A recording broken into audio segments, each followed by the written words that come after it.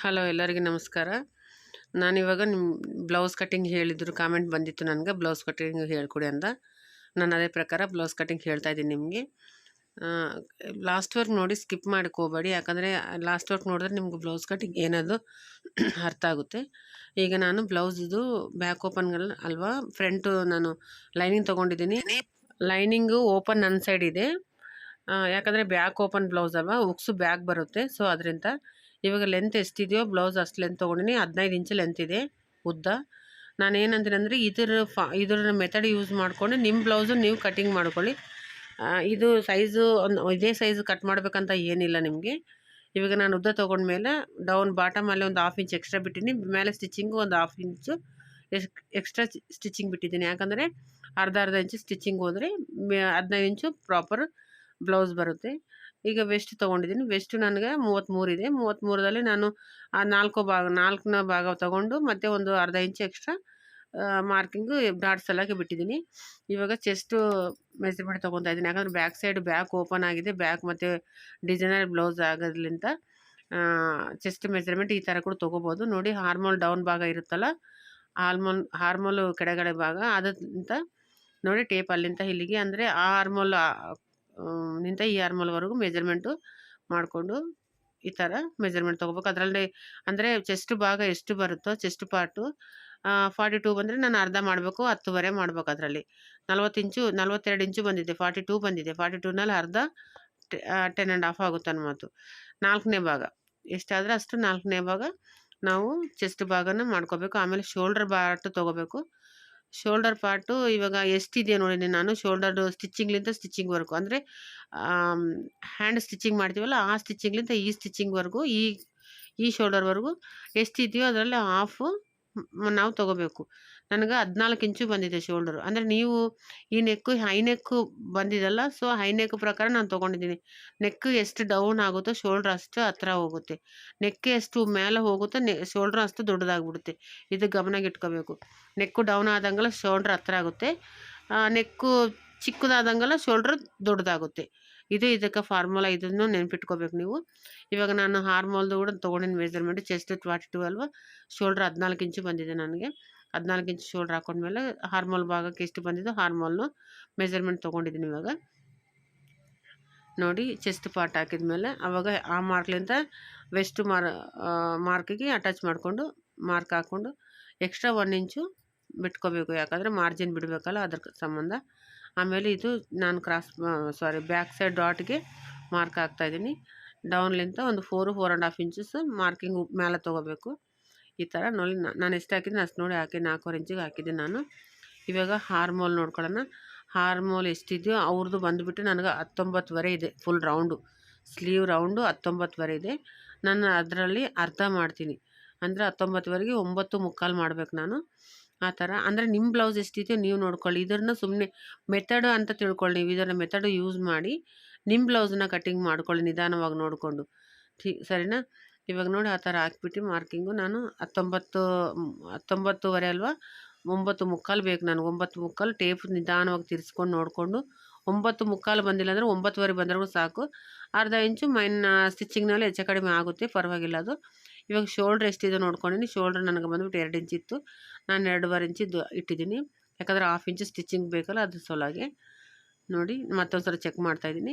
ಅದೇ ಥರ ಬಂದಿದೆ ನನಗೆ. ಬ್ಯಾಕ್ ನೆಕ್ಕು ಎಷ್ಟಿದೆ ನೋಡಿಕೊಂಡು ಡೌನ್ಲಿಂದ ಮೇಲೆ ನೋಡ್ಕೊ, ಬ್ಯಾಕ್ ನೆಕ್ ಇದೆಯಾ, ಬ್ಯಾಕ್ ನೆಕ್ ಚೆಕ್ ಮಾಡ್ಕೋಬೇಕು. ಮೇಲಿಂದ ಸೀದಾ ನೆಕ್ ಮಾರ್ಕಿಂಗ್ ಹಾಕ್ಕೊಂಡು ನಾವು ಏನು ಡಿಸೈನ್ ಮಾಡ್ತೀವೋ ಅದರಲ್ಲೇ ನಾವು ಮಾರ್ಕ್ ಹಾಕ್ಕೋಬೇಕು. ಹೈ ನೆಕ್ಕಲ್ಲಿ ಬಂದಿರುತ್ತೆ, ಬ್ಯಾಕ್ ನೆಕ್ 4 ಇಂಚೇ ಡೌನೇ ಆಗುತ್ತೆ ನನಗೆ. ಮಿಕ್ಕಿದು ಈ ಥರ ಪಾಟ್ ಶೇಪ್ ಬರುತ್ತೆ. ಈ ಥರ ಮಾರ್ಕಿಂಗ್ ಹಾಕಿದ ಮೇಲೆ ನಿಧಾನವಾಗಿ ಫಸ್ಟು ನಾನು ಏನು ಮಾಡ್ತಾಯಿದ್ದೀನಿ ಅಂತ ಅಬ್ಸರ್ವ್ ಮಾಡಿ ನೀವು. ಆಮೇಲೆ ನೀವು ನಿಮ್ಮ ಬ್ಲೌಸ್ ಮೇಲೆ ಪ್ರಯೋಗ ಮಾಡಿ. ಒಂದು ಏದನ್ನು ಹಳೆ ಕ್ಲಾತ್ ತೊಗೊಂಡು ಫಸ್ಟು ನೀವು ನಾರ್ಮಲ್ ಹೊಸೊಬ್ಬರು ಕಲಿಯೋರಾದರೆ, ನಿಮ್ಗೆ ಆಲ್ರೆಡಿ ಬರುತ್ತೆ ಟೈಲರಿಂಗ್ ಅಂದರೆ ಪ್ರಾಬ್ಲಮ್ ಇಲ್ಲ, ನಿಮ್ಗೆ ನೋಡಿದ ತಕ್ಷಣ ಅರ್ಥ ಆಗಿಬಿಡುತ್ತೆ. ನಿಮ್ಗೆ ಬಂದಿಲ್ಲ ಅಂದರೆ ಮಾತ್ರ ಒಂದು ಹಳೆ ಕ್ಲಾತ್ ಮೇಲೆ ನೀವು ಅದನ್ನು ಒಂದು ಸರ್ತಿ ಪ್ರಾಕ್ಟೀಸ್ ಮಾಡಿ, ನಿಮ್ಮ ಮೆಜರ್ಮೆಂಟ್ ತೊಗೊಂಡು ಪ್ರಾಕ್ಟೀಸ್ ಮಾಡಿ. ಇದರಲ್ಲಿ ಏನಿಲ್ಲ, ಚೆಸ್ಟು ವೆಸ್ಟು ಎಲ್ಲ ನಾರ್ಮಲ್ ಆಗಿರುತ್ತೆ. ನೆಕ್ಕದಲ್ಲಿ ಮಾತ್ರ ಅಪ್ ಆ್ಯಂಡ್ ಡೌನ್ ಆಗ್ತಾ ಇರುತ್ತೆ ಯಾವಾಗಲೂ, ಯಾವುದೇ ಬ್ಲೌಸ್ಗಾಗಲಿ.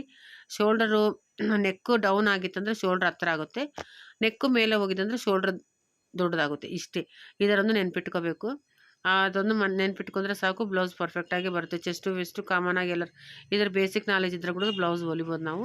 ಈಗ ಬ್ಯಾಕ್ ಪಾರ್ಟ್ ಕಟಿಂಗ್ ಆಯ್ತಲ್ಲ, ಫ್ರಂಟ್ ಪಾರ್ಟ್ಗೆ ಹೋಗೋಣ.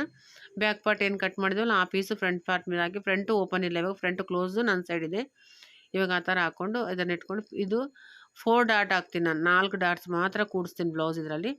ಪ್ರಿನ್ಸೆಸ್ ಕಟ್ಟು ಅಲ್ಲ, ಮತ್ತು ಕ್ರಾಸ್ ಪಟ್ಟಿ ಆಗುತ್ತೆ. ಇದಕ್ಕೆ ಕ್ರಾಸ್ ಪಟ್ಟಿ ಇಟ್ಬಿಟ್ಟು 4 ಡಾಟ್ಸ್, ಸಾರಿ ಇದಿಲ್ಲ, ಕ್ರಾಸ್ ಪಟ್ಟಿ ಇಲ್ಲಾರ್ದೇ ನಾನು ಇದು ಕಟ್ ಮಾಡ್ತಾಯಿದ್ದೀನಿ. ಯಾಕಂದರೆ ಫಸ್ಟ್ ಒಂದು ಬ್ಲೌಸ್ ಮಾಡಿದ್ನಲ್ಲ, ಮರ್ತುಬಿಟ್ಟು ಅದನ್ನು ಹೇಳ್ಬಿಟ್ಟೆ ನಾನು. ಇದರಲ್ಲಿಲ್ಲ, 4 ಡಾಟ್ ಮಾತ್ರ ಬರುತ್ತೆ ಅಷ್ಟೇ, ಇನ್ನೇನು ಬರಲ್ಲ. ಇದು ನಾರ್ತ್ ಸೈಡ್ ಜಾಸ್ತಿ ಯೂಸ್ ಮಾಡ್ತಾರೆ ಈ ಥರ ಬ್ಲೌಸಸ್. ಈ ಕಡೆ ನಮ್ಮ ಕಡೆ ಸೌತಲ್ಲಿ ಯಾರೂ ಯೂಸ್ ಮಾಡಲ್ಲ, ಬರೀ 4 ಡಾಟು. ಏನಾದರೆ ಬ್ಯಾಕ್ ಲೆಂತ್ ತೊಗೊಂಡಿವೋ ಅದಕ್ಕಿಂತ 1 ಇಂಚ್ ಎಕ್ಸ್ಟ್ರಾ ತೊಗೋಬೇಕು ಫ್ರಂಟ್ ಪಾರ್ಟು. ಆಮೇಲೆ ಈ ಕ್ರಾಸ್ ಪಟ್ಟಿ ಸೈಡ್ ಏನಿದೆಯೋ ಆ ಸೈಡ್ ಮಾತ್ರ 1 ಇಂಚು ಎಕ್ಸ್ಟ್ರಾ ಇಟ್ಕೋಬೇಕು.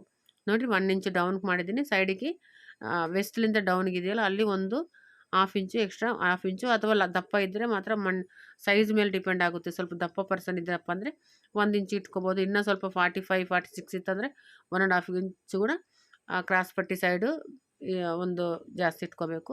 ಯಾಕಂದರೆ ಡಾಟ್ ದೊಡ್ಡದಾಗಿ ತೊಗೊಂಡ್ರೆ ಚೆಸ್ಟ್ ಚೆನ್ನಾಗಿ ಕೂಡುತ್ತೆ. ಇವಾಗ ಈ ಥರ ಕಟ್ಟಿಂಗ್ ಆಯ್ತಲ್ಲ, ನೋಡ್ಕೊಳ್ಳಿ. ಯಾವುದೇ ಆಗಲಿ ನೋಡಿದ ತಕ್ಷಣ ಬರಲ್ಲ, ನಿಧಾನವಾಗಿ ನೀವು ಪಿನ್ ಟು ಪಿನ್ ಒಂದೊಂದೊಂದೊಂದು ಚೆಕ್ ಮಾಡಿಕೊಂಡು. ಇನ್ನು ನಾನು ಇದ್ರ ಮೊದಲು ವೀಡಿಯೋಸ್ ಇದ್ದಾವೆ, ಬಟ್ ಹಿಂದಿನಲ್ಲಿ ಹೇಳ್ಕೊಟ್ಟಿನಿ. ಒಂದು ವೇಳೆ ನಿಮ್ಗೆ ಅರ್ಥ ಆಗಿಲ್ಲ ಅಂದರೆ ನಮ್ಗೆ ಮೆಸೇಜ್ ಮಾಡಿ, ನಾನು ಕನ್ನಡದಲ್ಲಿ ಮತ್ತೊಂದು ಸಲ ರಿಪೀಟ್ ಮಾಡ್ತೀನಿ. ಅದೇ ವೀಡಿಯೋಸ್ ಅಂದರೆ ಬೇರೆ ವೀಡಿಯೋ ಮತ್ತೆ ನಾನು ಮಾಡಿ ಕೊಡ್ತೀನಿ ನಿಮಗೆ. ಇವಾಗ ಈ ಥರ ಕಟ್ಟಿಂಗ್ ಆದಮೇಲೆ ನೋಡಿ back part front part ready ಆಯ್ತು ನಮಗೆ. ಇವಾಗ ಇದಕ್ಕೆ ಡಾಟ್ಸ್ ಹಾಕ್ಬೇಕು, ಯಾವ ಥರ ಹಾಕ್ಬೇಕನ್ನೋ ನೋಡಿ. ಇದು ಬ್ಯಾಕ್ ಪಾರ್ಟ್ ಏನಿದೆಯಲ್ಲ, ನೆಕ್ ಕಟ್ ಮಾಡ್ಕೊಳ್ಳೋಣ. ನಾನು ಬ್ಯಾಕ್ ಹೈ ನೆಕ್ ಇದೆ, ಒಂದು 4 ಇಂಚು ಡೌನ್ ಮಾಡಿದ್ದೀನಿ. ಮಿಕ್ಕಿದ್ದು ಟೋಟಲ್ ಬಂದುಬಿಟ್ಟು ಒಂದು 10 ಇಂಚಿದೆ ನನಗೆ. 10ರಲ್ಲಿ ನಾನು ಅದು ಡಿಸೈನ್ ಮಾಡಿ ಕಟ್ ಮಾಡ್ತಾಯಿದ್ದೀನಿ. ಈ ಥರ ಕಟ್ಟಿಂಗ್ ಆಗಾಯಿತು ಬ್ಯಾಕ್ ಪಾರ್ಟು. ಇವಾಗ ಫ್ರಂಟ್ ಪಾರ್ಟ್ ತೊಗೊಳ್ಳೋಣ. 4 ಡಾಟ್ಗಳಲ್ಲಿ ಬ್ಲೌಸ್ ಕೂಡುತ್ತೆ, ಬಟ್ ನೀಟಾಗಿ ಬರುತ್ತೆ. ಇದು ಕೂಡ ಅಭ್ಯಾಸ ಇರಬೇಕು ಅವ್ರಿಗೆ. ಸ್ವಲ್ಪ ದಪ್ಪ ಪರ್ಸನ್ಗಾದರೆ ಇದು ಓಕೆ, ಸ್ವಲ್ಪ ಸಣ್ಣ ಇದ್ದವ್ರಿಗಾದರೆ ಅಷ್ಟು ಸೆಟ್ ಆಗೋಲ್ಲ ಈ ಬ್ಲೌಸ್ಗಳು. ನಾವು ಕಟ್ಟಿಂಗ್ ಮಾಡಬೇಕು, ಸ್ಟಿಚಿಂಗ್ ಮಾಡಬೇಕು, ಏನೇನು ಬಾಡಿ ಮೆಜರ್ಮೆಂಟ್ ತೊಗೋಬೇಕು ಅಂತಂದರೆ ಮಾತ್ರ ಕಸ್ಟಮರ್ ನೋಡಬೇಕು ಫಸ್ಟ್. ಅವ್ರು ಯಾವ ರೀತಿ ಇದ್ದಾರೆ, ಅವ್ರ ಚೆಸ್ಟ್ ಯಾವ ರೀತಿ ಇದೆ, ವೆಸ್ಟು, ಅವ್ರ ಪರ್ಸನ್ ಹೇಗಿದ್ದಾರೆ ನೋಡಿಕೊಂಡು ಆಮೇಲೆ ನಾವು ಬ್ಲೌಸ್ ಕಟ್ಟಿಂಗಿಗೆ ಮುಂದುವರಿಬೇಕು. ಎಲ್ಲರಿಗೂ ಒಂದೇ ಸಮನೆ ಎರಡಕ್ಕೂ ಫಸ್ಟು 5 ಇಟ್ಬಿಟ್ಟೆ ಶೋಲ್ಡ್ರು, 5ರಿಂದ 2 ಮೈನಸ್ ಮಾಡಿದೆ, 3 ಶೋಲ್ಡ್ರ್ ಇಟ್ಕೊಂಡೆ, ಆರ್ಮೋಲ್ 5 ಇಟ್ಕೊಂಡೆ ಹಿಂಗೆ ಕಟ್ ಮಾಡಿದೆ. ಆ ಥರ ಮಾಡೋಕ್ಕೆ ಹೋಗ್ಬಾರ್ದು. ಒಂದೇ ಮೆಜರ್ಮೆಂಟ್ ಯಾವ ಬ್ಲೌಸ್ಗೂ ಬರೋದಲ್ಲ. ಎಲ್ಲ ಮೆಜರ್ಮೆಂಟು ಚೇಂಜ್ ಆಗ್ತಾನೆ ಇರ್ತವೆ. ಅವ್ರ ಬಾಡಿ ಮೇಲೆ ಡಿಪೆಂಡ್ ಆಗಿರುತ್ತೆ, ಯಾವ ಥರ ಬಾಡಿ ಇದೆ ಅನ್ನೋದು. ಯಾವುದೇ ಟೈಲರ್ ಆಗಲಿ ಫಸ್ಟು ಅವ್ರ ಬಾಡಿನ ನೋಡ್ಕೋಬೇಕು. ಕಸ್ಟಮರ್ ಬಾಡಿನ ಥರ ಇದ್ದಾರೆ, ಇವರು ಚೆಸ್ಟ್ ಪಾಯಿಂಟೆಡ್ ಎಷ್ಟಿಗಿದೆ, ಇದೆಲ್ಲ ಚೆಕ್ ಮಾಡ್ಕೋಬೇಕಾಗುತ್ತೆ. ನಾವು ಇಷ್ಟ ಬಂದಂಗೆ ಮಾರ್ಕಿಂಗ್ ಹಾಕ್ಬಿಟ್ಟು ಕಟಿಂಗ್ ಮಾಡೋದು ತಪ್ಪಾಗುತ್ತೆ. ಫ್ರಂಟ್ ನೆಕ್ ಇದಕ್ಕೆ ನನಗೆ 6 ಇಂಚ್ ಬಂತು. ಫ್ರಂಟ್ ನೆಕ್ಕು 6 ಅಂದರೆ ಒಂದು 5.5, 5 ಇಟ್ಕೊತೀನಿ. ಯಾಕಂದರೆ ಅದು ಶೋಲ್ಡ್ರ್ ದೊಡ್ಡದಾಗಿಟ್ಟಿದ್ನಲ್ಲ, 14 ಇಂಚ್ ಶೋಲ್ಡ್ರ್ ಇಟ್ಟಿದ್ನಲ್ಲ, ಸೇಮ್ ಅದೇ ನೆಕ್ಕಲ್ಲಿ ನೋಡಿ ನಾನು ಮಾರ್ಕಿಂಗ್ ಹಾಕಿದ್ದೀನಿ. ಇವಾಗ ಇದು ಡಾಟ್ಸ್ ಯಾವ ಥರ ಹಾಕ್ಬೇಕು ಅನ್ನೋದು ನೋಡೋಣ. ಡಾಟ್ಸ್ 4 ಡಾಟ್ ಮೇಲೆ ಬ್ಲೌಸ್ ಕುಂತಿದ್ದಲ್ಲ, 4 ಡಾಟು ನಮ್ಮ ಮುಂದಲಿಂದ, ಅಂದರೆ ನಾನು ಕೂತ್ಕೊಂಡಿದ್ದಲ್ಲ ನನ್ನ ಮುಂದಲಿಂದ 4 ಇಂಚಿಗೆ ಒಂದು ಮಾರ್ಕಿಂಗ್ ಹಾಕ್ತೀನಿ ಸೀದಾ. ನೋಡಿ ಆ ಥರ ಸೀದಾ ಹಾಕ್ಬಿಡ್ತೀನಿ. ಹಾಕ್ಬಿಟ್ಟು ಈ ಮೇಲೆ ಮತ್ತೆ ಕೆಳಗಿಂದ ಮೇಲೆಗೆ, ಅಂದರೆ ನಮ್ಮ ಶೋಲ್ಡರ್ಲಿಂದ ಡೌನ್ಗೆ ಹೋಗ್ಬೇಕು. ಈ ಥರ ಡೌನ್ ನೋಡ್ಕೋಬೇಕು. ಪಾಯಿಂಟೆಡ್ ಪ್ಲೇಸಲ್ಲಿ ಒಂದು ಮಾರ್ಕ್ ಹಾಕೋಬೇಕು, ಸ್ವಲ್ಪ ಒಂದು 1/2 ಇಂಚು ಹಾಕಿ. ಆಮೇಲೆ ಡಾಟ್ಸ್ಗೆ ನನಗೆ ಆ ಕಡೆ ಒಂದು ಈ ಕಡೆ 1 ಇಂಚ್ ಅಂದರೆ 2 ಇಂಚಿಗೂ ಡಾಟ್ಸ್ ನಾನು ಫಿಕ್ಸ್ ಮಾಡ್ಕೊತೀನಿ. ಯಾಕಂದರೆ ಜಾಸ್ತಿ ಡಾಟ್ಸನ್ನು ಇಡಬಾರ್ದಿದ್ರಲ್ಲಿ, 1 ಇಂಚು ಮಧ್ಯದಲ್ಲಿ 1 ಇಂಚು ನೋಡಿರಿ. ಆ ಥರ ನಾನು ಹಾಕಿದ್ದೆ. ಆ ಥರ 4 ಡಾಟ್ ಬರುತ್ತೆ ಇದಕ್ಕೆ. ಒಂದು ಡಾಟ್ ಮಾತ್ರ ಸೈಡು ಡಾಟ್ ಮಾತ್ರ ಸ್ವಲ್ಪ ಕ್ರಾಸ್ ಹೋಗುತ್ತೆ, ಅಷ್ಟೇ, ಇನ್ನೇನಿಲ್ಲ. 4 ಡಾಟ್ ಬ್ಲೌಸ್ ಅಂದರೆ ಇಷ್ಟೇ, ಇನ್ನೇನಿಲ್ಲ. ಅಂದರೆ ಫ್ರಂಟು ಓಪನ್ ಆಗೋಲ್ಲ. ನಾವು ಡಾಟ್ ಹಾಕ್ಕೊಂಡು ಸ್ಟಿಚಿಂಗ್ ಮಾಡಬೇಕಾದ್ರೆ ಅದರ ಮಾರ್ಕಿಂಗ್, ವೀಲ್ ಮಾರ್ಕಿಂದ ಮಾರ್ಕ್ ಇಟ್ಕೊಂಡು ಅದ್ರ ಮೇಲೆ ನಾವು ಸ್ಟಿಚಿಂಗ್ ಹಾಕಬೇಕಾದ್ರೆ ಅವಾಗ ಒಂದು ಡಾಟ್ ಹಾಕೋಬೇಕು, ಅಲ್ಲಿ ಕಟ್ಟಿಂಗ್ ಆಗೋಲ್ಲ. ಸರಿನಾ? ನಾರ್ಮಲ್ ಬ್ಲೌಸ್ಗೆ ಈ ಬ್ಲೌಸ್ ಸ್ವಲ್ಪ ವ್ಯತ್ಯಾಸನೇ ಇರುತ್ತೆ. ಈ ಬ್ಲೌಸ್ ಸ್ವಲ್ಪ ದಪ್ಪಿದ್ದವ್ರಿಗೆ ಮಾತ್ರ ಕಟಿಂಗ್ ಮಾಡಬೇಕು, ಎಲ್ಲರಿಗೂ ಕಟಿಂಗ್ ಮಾಡಿದ್ರೆ ಚೆನ್ನಾಗಿ ಕೂಡಲ್ಲ ಬ್ಲೌಸ್. ಇದು ಪೂರ್ತಿ ಟೋಟಲಿ ನಾರ್ತ್ ಇಂಡಿಯನ್ ಬ್ಲೌಸಸ್ ಇವು. ನಮ್ಮ ಸೌತ್ ಕಡೆ ಯಾರೂ ಯೂಸೇ ಮಾಡಲ್ಲ ಈ ಬ್ಲೌಸನ್ನ. ಇವಾಗ 4 ಡಾಟ್ ಆಯ್ತಲ್ಲ, ಇದು 4 ಡಾಟ್ ಆದಮೇಲೆ ಈ ಬ್ಲೌಸು ಫ್ರಂಟು ಬ್ಯಾಕು ಆಗೋಯ್ತು. ಸ್ಲೀವ್ ಕಟ್ ಮಾಡ್ಕೊಳ್ಳೋಣ. ಇವಾಗ ಎಕ್ಸ್ಟ್ರಾ ಕಟ್ಟಿಂಗ್ ಬೇರೆ ಕಟ್ ಮಾಡಿಲ್ಲ, ಎಕ್ಸ್ಟ್ರಾ ಕಟ್ಟಿಂಗ್ ಕಟ್ ಮಾಡ್ತೀನಿ ನಾನು. ನಿಮ್ಗೇನೇನು ಡೌಟ್ಸ್ ಇದ್ದರೆ ಕಾಮೆಂಟ್ ಮಾಡಿ. ನಾನಾದರೆ ಕರೆಕ್ಟಾಗಿ ಹೇಳ್ತಾಯಿದ್ದೀನಿ. ಆ ಕಡೆ ಅಂದರೆ ಎಕ್ಸ್ಟ್ರಾ ಕಟ್ಟಿಂಗು ಮೇಲೆ ಶೋಲ್ಡ್ಲಿಂದ 1-2 ಇಂಚು, ಕೆಳಗೆ ಹಾರ್ಮೋಲಿಂದ 1-2 ಇಂಚು ಮಾರ್ಜಿನ್ ತೊಗೊಂಡು ಮಧ್ಯದಲ್ಲಿದೆ ಒಂದು 1/2 ಇಂಚು ಕ್ರಾಸಾಗಿ ಕರುವಾಗಿ ಎಕ್ಸ್ಟ್ರಾ ಕಟ್ಟಿಂಗ್ ತೊಗೋಬೇಕು. ಯಾರು ಹೊಸೊಬ್ಬರು ಒಂದೇ ಸರ್ತಿ ನೋಡಿದ್ರೆ ಕಟಿಂಗ್ ಅರ್ಥ ಆಗಲ್ಲ. 1, 2, 3 ಸರ್ತಿ ವೀಡಿಯೋನ ಚೆಕ್ ಮಾಡಿಕೊಂಡು ಮತ್ತೆ ಪದೇ ಒಂದೇ ವೀಡಿಯೋ ನೋಡಿ ಅಂದರೆ ವೀಡಿಯೋನ ಒಂದೇ ಯೂಟ್ಯೂಬರ್ನ ಯಾರೇ ಆಗಲಿ ಇದೊಂದು ನೋಡಿಬಿಟ್ಟು ಮತ್ತೆ ಬೇರೆ ಚಾನಲ್ಗೆ ಹೋಗಿ ಬೇರೆಯವ್ರು ನೋಡಿ, ಬೇರೆ ಚಾನಲ್ಗೆ ಹೋಗಿ ಬೇರೆ ನೋಡಿದ್ರೆ ಈ ಥರ ಕನ್ಫ್ಯೂಸ್ ಆಗುತ್ತೆ, ನಿಮ್ಗೆ ಅರ್ಥನೂ ಆಗಲ್ಲ ಅದು. ಒಬ್ಬರನ್ನ ಫಾಲೋ ಮಾಡಿ, ಯಾರನ್ನೇ ಆಗಲಿ ಒಬ್ಬರನ್ನ ಫಾಲೋ ಮಾಡಿ ಆ ಒಬ್ಬರು ವೀಡಿಯೋಸೇ ಪದೇ ನೋಡ್ತಾ ಇದ್ದರೆ ನಿಮಗೆ ಆಟೋಮೆಟಿಕ್ಲಿ ಮನೇಲಿ ಕುಂತಲ್ಲಿ ಕೂಡ ನೀವು ಟೈಲರಿಂಗ್ ಕ್ಲಾಸಸ್ನ ಕಲಿಬೋದು. 100% ಕಲಿಬೋದು, ಇದರಲ್ಲಿ ಎಂಥ ಡೌಟ್ ಇಲ್ಲ. ನಿಮ್ಗೇನು ಡೌಟ್ ಇದ್ದರೆ, ಯಾಕಂದರೆ ಒಬ್ಬರನ್ನ ನೋಡ್ತೀರಲ್ಲ, ನೀವು ಏನು ಮಾಡ್ತೀರಂದ್ರೆ ನಿಮಗೆ ಮತ್ತು ನಿಮ್ಮ ಯೂಟ್ಯೂಬರ್ಗೆ ಒಂದು ಅಂಡರ್ಸ್ಟ್ಯಾಂಡಿಂಗ್ ಇರುತ್ತೆ. ಸೊ ಅದರಿಂದ ನೀವು ಏನು ಹೇಳ್ತೀರಾ, ಮೆಸೇಜ್ ಏನು ಮಾಡಿರ್ತಾರೆ ಅವ್ರಿಗೆ ಗೊತ್ತಾಗುತ್ತೆ. ಅವರು ನಿಮ್ಗೆ ರಿಪ್ಲೈ ಕೊಟ್ಟಾಗ ನಿಮ್ಗೆ ಅರ್ಥ ಆಗುತ್ತೆ, ನಿಮ್ಮ ಪ್ರಾಬ್ಲಮ್ ಅವ್ರಿಗೆ ಅರ್ಥ ಆಗುತ್ತೆ. ನೆಕ್ಸ್ಟ್ ವೀಡಿಯೋದಲ್ಲಿ ನಿಮ್ಮ ಪ್ರಾಬ್ಲಮ್ ಸಾಲ್ವ್ ಮಾಡ್ಬೋದು. ಈ ಥರ ಯಾರದೇ ಆಗಲಿ, ನಂದಂತ ನಾನು ಹೇಳೋಕ್ಕೆ ಹೋಗಲ್ಲ, ಯಾರದೇ ಆಗಲಿ ಕಂಪಲ್ಸರಿ ಒಬ್ಬರನ್ನ ಫಾಲೋ ಮಾಡಿ. ಯಾಕಂದರೆ 4-5 ವೀಡಿಯೋ ನೋಡಿದ್ರೆ ಕನ್ಫ್ಯೂಸ್ ಆಗಿಬಿಡ್ತೀರಿ ನೀವು. ಹೊಸ ಟೈಲರ್ಗಳು, ಬೇಸಿಕ್ ನಾಲೆಜ್ ಇದ್ದವರು ಒಂದು ನೋಡಬೇಡ್ರಿ. ನಿಮ್ದು ಯಾವ ಕಟಿಂಗ್ ಬೇಕಾದ್ರೆ ಆ ಕಟಿಂಗ್ ಪ್ರಾಪರಾಗಿ ಒಂದೇ ಕಟಿಂಗ್ ನೋಡಿ, ನಿಮ್ಮದು ಇದೇ ಸೈಜ್ ಫಾಲೋ ಮಾಡಬೇಡಿ, ನಿಮ್ಮ ಸೈಜನ್ನ ಫಾಲೋ ಮಾಡಿ. ನಿಮ್ದು ಎಷ್ಟಿದೆ ಚೆಸ್ಟ್ ಅದೆಲ್ಲನೂ ಚೆಕ್ ಮಾಡಿಕೊಂಡು ಆಮೇಲೆ ನಿಮ್ಮ ಬ್ಲೌಸನ್ನ ಕಟ್ ಮಾಡಿ. ಒಂದು ಸರಿ ಒಂದೇ ಬ್ಲೌಸ್ಗೆ ಪ್ರಾಪರ್ ಫಿಟ್ಟಿಂಗ್ ಅಂತೂ ಬರಲ್ಲ.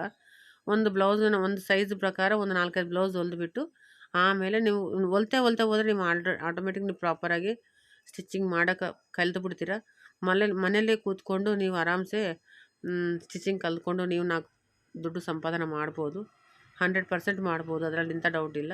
ಯಾಕಂದರೆ ಕಲಿಬೇಕಾದ್ರೆ ಸೀನಿಯರು ಯೂಟ್ಯೂಬರ್ನೇ ಇಟ್ಕೋಬೇಕು. ಯಾಕಂದ್ರೆ ಯಾರು ಹೆಂಗೆ ಹೇಳ್ತಾರೆ ಅನ್ನೋದು ನೀವು ನೋಡ್ಕೋಬೇಕು. ಅದನ್ನು ನೋಡ್ಕೊಂಡು ಅದ್ರ ಪ್ರಕಾರನೇ ಫಾಲೋ ಮಾಡಬೇಕು. ಆ ಥರ ಕಟಿಂಗ್ ನೋಡಿ. ನಾನು ಸ್ಲೀವ್ಸ್ ಇಟ್ಕೊಂಡೆ ಸ್ಲೀವ್ಸ್ ಮಾರ್ಕಿಂಗ್ ಹಾಕಿದ್ದೀನಿ. ನಾನು ಹೇಳ್ತಾ ಇದ್ದೀನಿ, ನೀವು ಅಬ್ಸರ್ವ್ ಮಾಡಿ ಸ್ಲೀವ್ಸ್ ಯಾವ ಥರ ನಾನು ಮಾರ್ಕಿಂಗ್ ಹಾಕಿದ್ದೀನಿ. ಯಾಕಂದರೆ ಸ್ಲೀವ್ಸ್ ಕಟಿಂಗ್ ಏನಂತ ದೊಡ್ಡ ವಿಷಯ ಅಲ್ಲ, ಈಸಿಯಾಗಿ ಬಂದುಬಿಡುತ್ತೆ. ಈ ಥರ ನೋಡಿಕೊಂಡು ಸ್ಲೀವ್ಸ್ಗೆ ಮಾರ್ಕಿಂಗ್ ಹಾಕ್ಕೊಂಡು, ಅಂದರೆ ಕೆಳಗೊಂದು 1/2 ಇಂಚ್ ಮಾರ್ಜಿನು, ಮೇಲೆ ಒಂದು 1/2 ಇಂಚ್ ಮಾರ್ಜಿನ್ ಎಕ್ಸ್ಟ್ರಾ ಬಿಟ್ಕೊಂಡು ನಾವು ಸ್ಲೀವ್ಸ್ ಕಟಿಂಗ್ ಮಾಡಬೇಕಾಗುತ್ತೆ. ಮತ್ತು ಸೈಡಿಗೆ 1 ಇಂಚು 1.5 ಇಂಚು ಸ್ಕೇಲ್ ಎಷ್ಟಿದೆ ಅಷ್ಟೇ ಇಟ್ಟಿದ್ದೀನಿ ನಾನು. ಎಕ್ಸ್ಟ್ರಾ ಮಾರ್ಕಿಂಗ್ ಜಾಸ್ತಿ ಇಡೋಕೆ ಹೋಗಿಲ್ಲ. ಆಮೇಲೆ ಇದನ್ನು ಎಕ್ಸ್ಟ್ರಾ ಕಟಿಂಗ್ ಕೂಡ ಮಾಡಬೇಕು. ಅಂದರೆ ನಾವು ಎಲ್ಲೆಲ್ಲಿ ಮಿಡಿಲಿಂದ ಸ್ಟಿಚಿಂಗ್ ಮಾಡ್ತೀವಲ್ಲ, ಮಿಡಲ್ ಒಂದು ಕಟ್ ಇಟ್ಕೋಬೇಕು. ನಾವು ಅಲ್ಲಿಂದ ಸ್ಟಿಚ್ ಮಾಡ್ಬೇಕು ಅನ್ನೋದು ಒಂದು ಗುರುತು ನಮಗೆ ಇಟ್ಕೊಂಡಿರಬೇಕು. ನೋಡಿರಿ, ನಾನು ಮತ್ತೆ ಈ ಕಡೆ ಕೂಡ ನಿಮ್ಗೆ ಅದೇ ಥರ ತೋರಿಸ್ತಾ ಇದ್ದೀನಿ.